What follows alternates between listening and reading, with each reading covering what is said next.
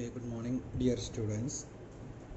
കഴിഞ്ഞ ക്ലാസ്സിൽ financial analysis എന്താണ്, അതിൻ്റെ ഒബ്ജക്റ്റീവ്സും ലക്ഷ്യങ്ങളും കാര്യങ്ങളൊക്കെ നമ്മൾ പഠിച്ചു.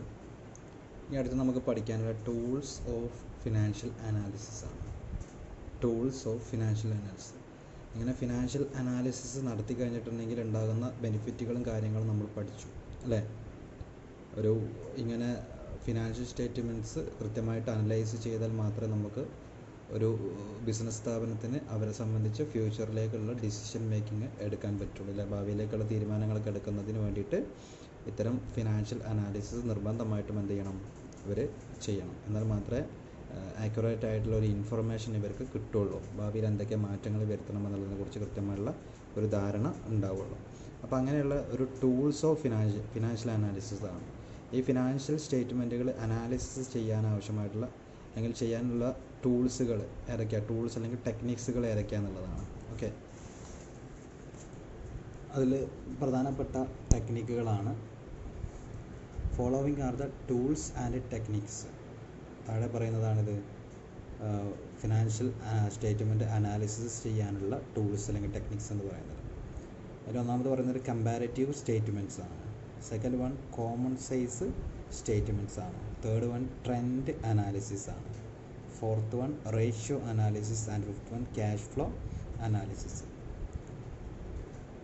ഓക്കെ, അപ്പോൾ ഇതാണ് നമുക്കിനി ഈ ഒരു പുസ്തകം മുഴുവൻ നമുക്ക് പഠിക്കാനുള്ളത്. ഈ ഒരു 5 കാര്യങ്ങളാണ് നമുക്കിനി മുഴുവനായിട്ട് പഠിക്കാനുള്ളത്. ഓക്കെ, ഇനി അതിൽ ഫസ്റ്റ് വൺ കമ്പാരറ്റീവ് സ്റ്റേറ്റ്മെൻറ്റ്സ് എന്താണെന്നുള്ളതാണ്. Statements prepared in a form that reflect financial data for 2 or more periods or forms are known as comparative statements.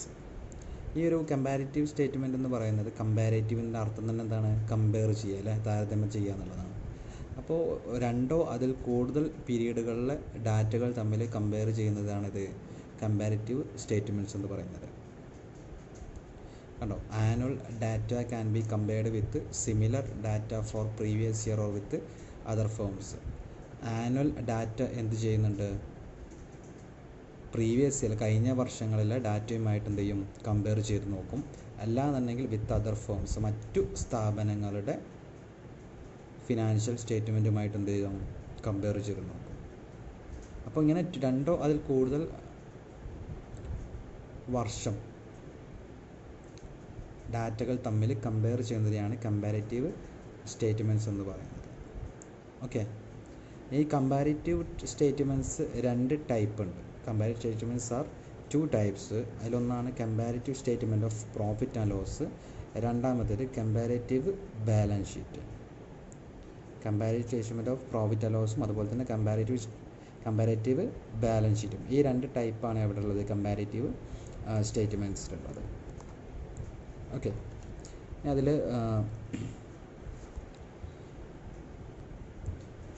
ഈ ഒരു കമ്പാരിറ്റീവ് സ്റ്റേറ്റ്മെൻറ്റിൽ നമ്മൾ പ്രതിപാദിക്കുക അല്ലെങ്കിൽ കാണിക്കുന്നത് ആബ്സല്യൂട്ട് ഫിഗേഴ്സ് മീൻസ് എത്രയാണോ കറക്റ്റ് ഓരോ ഐറ്റത്തിൻ്റെയും എമൗണ്ട് എന്നുള്ളത് കൃത്യമായിട്ട് നമ്മൾ കാണിക്കും.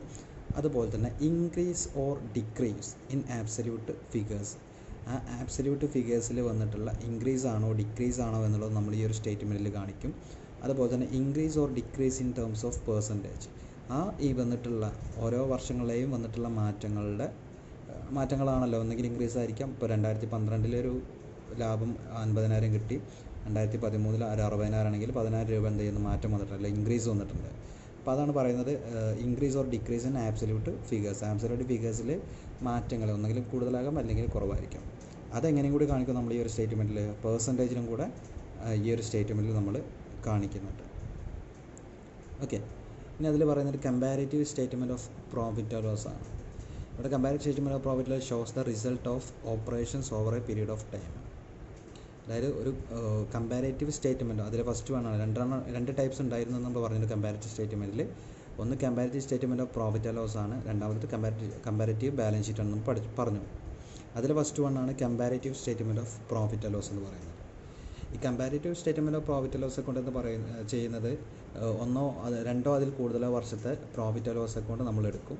എന്നിട്ട് എന്ത് ചെയ്യും, ഓരോ വർഷങ്ങളുമായിട്ട് എന്ത് ചെയ്യും, കമ്പയർ ചെയ്ത് നോക്കും. അതാണ് comparative statement of profit and loss account എന്ന് പറയുന്നത്. അതിൻ്റെ ഒരു പ്രൊഫോമ നമുക്കിവിടെ തന്നിട്ടുണ്ട്. ഇവിടെ നോക്കാം, കണ്ടോ, format of comparative statement of profit and loss, comparative statement of profit and loss for the year ended. കണ്ടോ, ഇങ്ങനെയാണ് നമ്മളതിൻ്റെ ഹെഡിങ് എഴുതേണ്ടത്, അല്ലെങ്കിൽ ആ ഒരു കോളത്തിൻ്റെ പേര് കൊടുക്കാൻ എന്താണ്, comparative statement of profit and loss for the year ended. നോക്കുക, അവിടെ കോളത്തിൻ്റെ എണ്ണം എത്ര ഉണ്ട്, 1 2 3 4 5 കോളാണ് നമ്മൾ ക്രിയേറ്റ് ചെയ്യേണ്ടത്. അതിന് വേണ്ടിയിട്ട് ഫസ്റ്റ് കോളത്തിൽ നമ്മൾ എന്താ ചെയ്യേണ്ടത്, പാർട്ടിക്കുലേഴ്സ് ആണ് കാണിക്കേണ്ടത്, പാർട്ടിക്കുലേഴ്സ് കാണിക്കണം. സെക്കൻഡ് കോളത്തിൽ ഫസ്റ്റ് ഇയർ, അതായത് എമൗണ്ട് എഴുതാനുള്ള കോളാണ്. ഫസ്റ്റ് ഇയറിലെ എമൗണ്ട് നമ്മൾ എത്ര വർഷമാണ് കമ്പയർ ചെയ്യുന്നത് അത്രയും വർഷം നമ്മളിവിടെ എഴുതാം. Then second year, third column. Then fourth column വരുന്നത് ആബ്സല്യൂട്ട് ഇൻക്രീസ് ഓർ ഡിക്രീസ് ആണ്. ആബ്സല്യൂട്ട് ഇൻക്രീസ് ഓർ ഡിക്രീസ്, അതായത് ആ എമൗണ്ടിൽ ആബ്സല്യൂട്ട് ഫിഗറിൽ വന്നിട്ടുള്ള ആ എമൗണ്ടിൽ വന്നിട്ടുള്ള ചേഞ്ച് എന്താണെന്നുള്ളത്, ഒന്നെങ്കിൽ ഇൻക്രീസ് ആയിരിക്കാം അല്ലെങ്കിൽ ഡിക്രീസ് ആയിരിക്കാം, ഞാൻ പറഞ്ഞു. പിന്നെ ഫൈനൽ ഫിഫ്ത്ത് കോളം എന്ന് പറയുന്നത് പേഴ്സൻറ്റേജ്. ഞാൻ പറഞ്ഞു നമുക്കിതിൽ ആബ്സല്യൂട്ട് ഫിഗേഴ്സും കാണിക്കും, പേഴ്സൻറ്റേജ് ഇൻക്രീസും ഡിക്രീസും കാണിക്കും. അടുത്ത കോളം വരുന്നത് എന്താണ്, പേഴ്സൻറ്റേജ് ഇൻക്രീസ് ഓർ ഡിക്രീസ് ആണ്. ഓക്കെ, ഇനി അതിൻ്റെ പാർട്ടിക്കുലേഴ്സിൽ വരുന്ന കാര്യങ്ങൾ നോക്കാം നമുക്ക്. ഫസ്റ്റ് വരുന്നത് റവന്യൂ ഫ്രം ഓപ്പറേഷൻസ് ആണ്. റവന്യൂ ഫ്രം ഓപ്പറേഷൻസ് ഞാൻ പറഞ്ഞാൽ എന്ന് പറഞ്ഞാൽ എന്താണ്, കഴിഞ്ഞ ക്ലാസ്സിൽ പറഞ്ഞിട്ടുണ്ടായിരുന്നു, സെയിൽസിനെയാണ് നമ്മൾ എന്ത് പറയുന്നത്, റവന്യൂ ഫ്രം ഓപ്പറേഷൻസ് എന്ന് പറയുന്നത്. അതിലേക്ക് എന്ത് ചെയ്യണം, നമ്മൾ ആഡ് അതർ ഇൻകം, മറ്റേതെങ്കിലും രീതിയിലുള്ള ഇൻകം ഉണ്ടെങ്കിൽ അതെന്ത് ചെയ്യാം, ആഡ് ചെയ്യും. അത് ഫസ്റ്റ് ഇയറിലെ എമൗണ്ട് ആണെങ്കിൽ ഇവിടെ എഴുതാം, സെക്കൻഡ് ഇയറിലെ എമൗണ്ട് ആണെങ്കിൽ ഇവിടെ എഴുതാം. ഓക്കെ, അതിലേക്ക് അതർ ഇൻകം ആഡ് ചെയ്യുക. അപ്പോൾ നമുക്ക് ടോട്ടൽ റവന്യൂ കിട്ടും. അതായത് 1+2 റവന്യൂ ഫ്രം ഓപ്പറേഷൻസും അതർ ഇൻകവും തമ്മിൽ ആഡ് ചെയ്തിട്ടുണ്ടെങ്കിൽ എന്ത് കിട്ടും, ടോട്ടൽ റവന്യൂ നമുക്ക് കിട്ടും. അതിൽ നിന്ന് എന്ത് ചെയ്യണം, എക്സ്പെൻസസ് ലെസ് ചെയ്യണം. ലെസ് എക്സ്പെൻസസ്, എന്തെങ്കിലും എക്സ്പെൻസസ് വന്നിട്ടുണ്ടെങ്കിൽ അതൊക്കെ നമ്മളിവിടെ എഴുതിയിട്ട് ലെസ് ചെയ്യുക. ഈ ടോട്ടൽ റവന്യൂവിൽ നിന്ന് ലെസ് ചെയ്യാം. അവസാനം ആ റവന്യൂവിൽ നിന്ന് ഈ എക്സ്പെൻസസ് കുറക്കുന്ന സമയത്ത് എന്ത് കിട്ടും, നമുക്ക് പ്രോഫിറ്റ് ബിഫോർ ടാക്സ് കിട്ടും. ഓക്കെ, പ്രോഫിറ്റ് ബിഫോർ ടാക്സ് കിട്ടും. ആ പ്രോഫിറ്റിൽ നിന്ന് ടാക്സ് ഉണ്ടെങ്കിൽ ആ ടാക്സ് എന്ത് ചെയ്യണം, നമ്മളിവിടെ ലെസ് ചെയ്യണം. അപ്പോൾ ലെസ് ടാക്സ് കുറച്ച് കഴിഞ്ഞിട്ടുണ്ടെങ്കിൽ ബാക്കി എന്താണ്, പ്രോഫിറ്റ് ആഫ്റ്റർ ടാക്സ് ആണ്. അപ്പോൾ ഈ ഒരു ഫോമാറ്റിലാണ് നമ്മൾ എന്ത് ചെയ്യേണ്ടത്, comparative statement of profit and loss account prepare ചെയ്യേണ്ടത്. ഇനി ഇവിടെ ചെറിയൊരു ഇക്വേഷൻ പറഞ്ഞിട്ടുണ്ട്. ഈ ഇക്വേഷനും കൂടെ നമ്മൾ കൃത്യമായിട്ട് ഇതിൻ്റെ ബേസ് ചെയ്തിട്ടുള്ള പ്രോബ്ലങ്ങൾ ചെയ്യുന്ന സമയത്ത് നമ്മൾ കൃത്യമായിട്ട് ഈ ഒരു ഇക്വേഷൻസും കൂടെ നമ്മൾ മനസ്സിലാക്കണം. അത് പറയുന്നത് ആബ്സല്യൂട്ട് ഇൻക്രീസ് ഓർ ഡിക്രീസ് ആണ് അല്ലേ. നമ്മൾ തേർഡ് കോളത്തിലേക്ക് കണ്ടെത്താനുള്ള എമൗണ്ട് എങ്ങനെ കണ്ടെത്താം എന്നുള്ളത് നമ്മൾ പറയുന്നത് ആബ്സല്യൂട്ട് ഇൻക്രീസ് ഓർ ഡിക്രീസ് ആണല്ലോ. അപ്പോൾ ആബ്സല്യൂട്ട് ഇൻക്രീസ് ഓർ ഡിക്രീസ് കാണണമെന്നുണ്ടെങ്കിൽ എന്താണ്, current year amount minus base year amount. അതായത് കറൻറ്റ് ഇയർ എമൗണ്ട് കോളാണെങ്കിൽ ഇത് base year means previous year ആണ്. ആ കറൻറ്റ് ഇയർ എമൗണ്ടിൽ നിന്ന് base year means previous year amount, കഴിഞ്ഞ വർഷമാണ് ഉദ്ദേശിക്കുന്നത്. ആ ബേസ് ഇയർ എമൗണ്ട് കുറച്ച് കഴിഞ്ഞിട്ടുണ്ടെങ്കിൽ നമുക്ക് എന്ത് കിട്ടും, ആബ്സല്യൂട്ട് ഇൻക്രീസ് ആണോ ഡിക്രീസ് ആണോ എന്നുള്ളത് നമുക്ക് കിട്ടും. Then percentage increase or decrease നമുക്ക് കാണണം. നമ്മൾ ഫൈനൽ കോളത്തിലേക്ക് കിട്ടാനുള്ള എമൗണ്ട് ആണ്. പേഴ്സൻറ്റേജ് ഇൻക്രീസ് ഓർ ഡിക്രീസ് എങ്ങനെ കിട്ടുന്നത്, നമുക്ക് ആബ്സല്യൂട്ട് ഇൻക്രീസ് ഓർ ഡിക്രീസ്, അതായത് ഇവിടെ കിട്ടുന്ന amount absolute increase or decrease divided by base year amount, പ്രീവിയസുള്ള എമൗണ്ട് ആണ്, ബേസ് ഇയർ എമൗണ്ട് ആണ്, ഇൻറ്റു 100.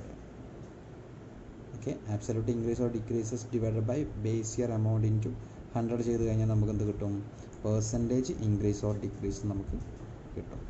ഓക്കെ, അപ്പോൾ ഇതാണ് comparative statement of profit and loss അക്കൗണ്ടിൻ്റെ ഒരു പ്രൊഫോമ എന്ന് പറയുന്നത്. അപ്പോൾ ഇത് കൃത്യമായിട്ട് എല്ലാവരും പഠിക്കുക, അതൊക്കെ പരീക്ഷയ്ക്ക് ചോദിക്കുന്നതാണ്. അപ്പോൾ എല്ലാവരും കൃത്യമായിട്ട് നോക്കുക. അടുത്ത ക്ലാസ്സിൽ നമുക്ക് എന്ത് ചെയ്യാം, അതിൻ്റെ പ്രോബ്ലം ചെയ്യാം. ഓക്കെ.